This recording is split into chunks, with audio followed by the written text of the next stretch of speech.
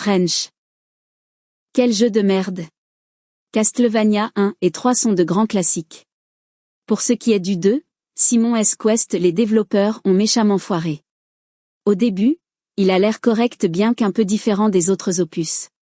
Zelda 2 est différent, Mario 2 aussi, mais ils étaient bons.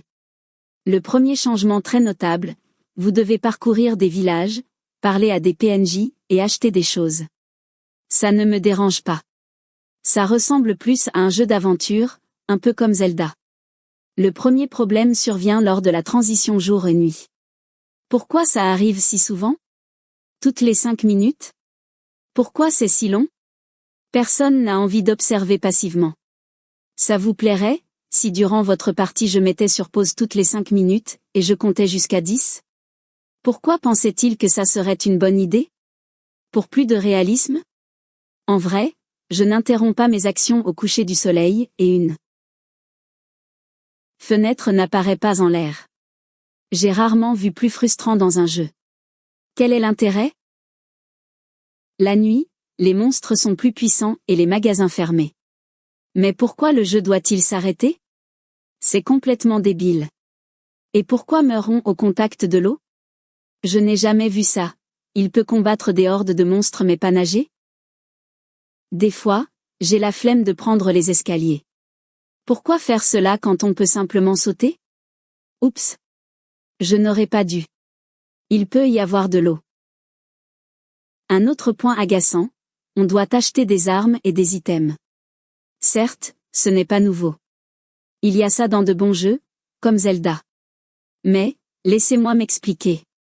On doit ramasser des cœurs qui font office d'argent. C'est bizarre, généralement, ils comptent comme de la vie.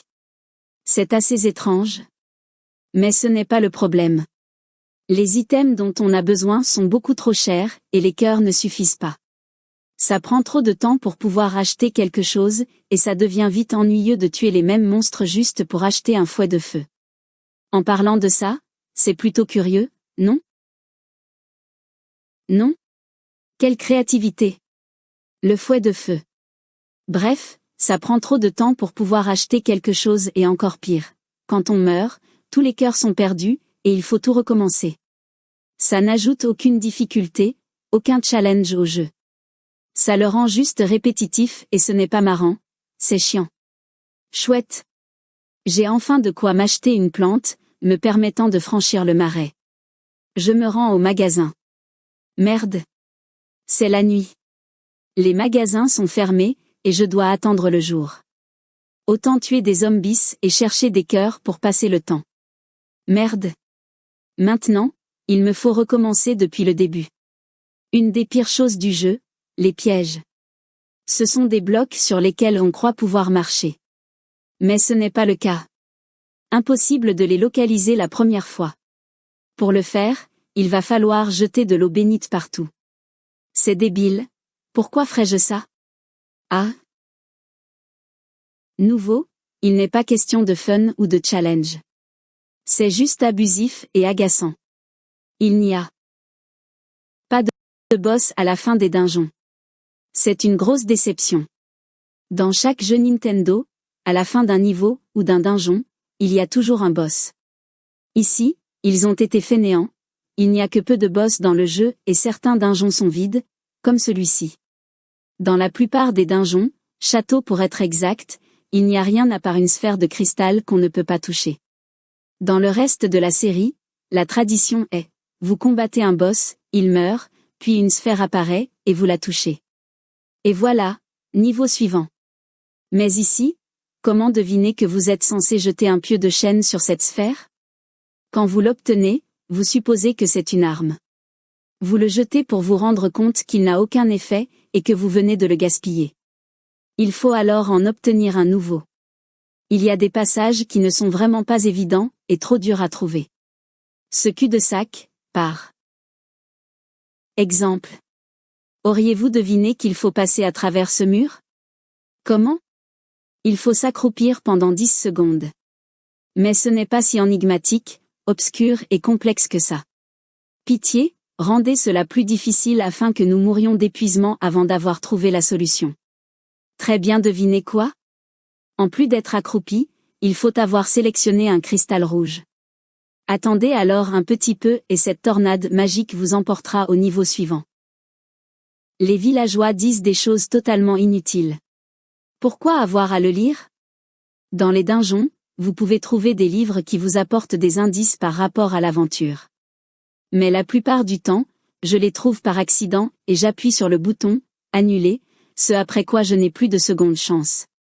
Pourquoi ne pas pouvoir faire ça lors des transitions jour et nuit? Les développeurs ont dû se dire, il n'est pas nécessaire de savoir où se situe le château de Dracula, ou comment utiliser un pieu de chêne, mais capital de lire encore et toujours. Le lumière de l'aube a effacé la terrible nuit.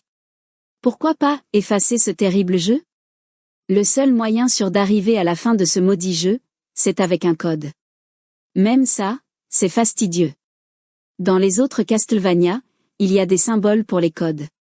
Ici, il n'y a que des chiffres et lettres. Quelques caractères suffiraient pour un mot de passe. Alors pourquoi un mot de passe si long? J'ai horreur de ce genre de système de mot de passe. Certains prennent même en compte la casse. Et les L ressemblent aux I, les 0 aux O, les 8 aux 5. Pourquoi tant de caractères? Pourquoi ne pas limiter aux chiffres, par exemple? Que des chiffres et pas de lettres. Ça me prend 5 minutes à entrer ce code alors que ça ne devrait que prendre 5 secondes. Donc, on entre le code et on va dans le château de Dracula. Vous serez déçus de voir comme ce jeu est décevant. Il ne mérite même pas de code. Encore moins d'être fini normalement. Si vous l'avez fait, je vous plains. Déjà, il n'y a pas d'ennemis dans le château de Dracula. Vous marchez, du début à la fin, et les seuls obstacles sont des escaliers, qui ne sont ni hostiles ni difficiles à franchir. Juste chiant. Quel est l'intérêt de franchir un château vide? Les développeurs étaient en manque de temps, peut-être? Ensuite, vous rencontrez Dracula. Il ne ressemble pas à Dracula. À la place, c'est une faucheuse qui lance des faucilles. Est-ce que les développeurs savaient qui était Dracula? C'est un vampire, merde. En plus de ça, il est trop facile à battre. Regardez, c'est une astuce que j'ai découverte moi-même tout comme vous auriez pu le faire sans aucune aide. Quand Dracula apparaît, il se tient debout pendant un certain temps et vous laisse le temps de lui donner quelques coups. Non seulement, il reste ici longtemps, mais ce qui le touche l'étourdit, et vous laisse encore plus de temps. Spontanément, vous allez utiliser les boules de feu puisque c'est l'arme la plus efficace du jeu. Mais l'utiliser contre Dracula va lui rendre impossible le moindre mouvement. Il n'a aucune chance. Lorsque vous commencez à les lui balancer, vous avez gagné. Pourquoi est-ce si facile? Ils l'ont testé, leur jeu, au moins? Quelle merde! J'ai honte d'avoir dû jouer à ce jeu pour faire cette vidéo.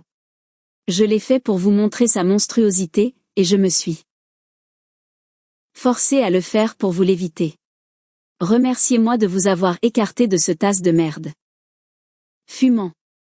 Certes, c'est inutile de se plaindre d'un jeu qui date de la fin années 80, début des années 90, mais je ne peux rester passif devant son affrosité. Il est agaçant du début à la fin. Pourquoi est-il si mauvais?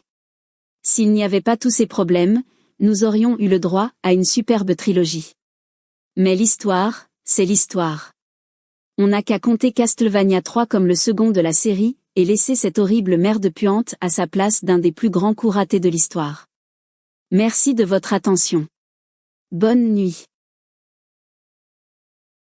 La fin est à chier, aussi.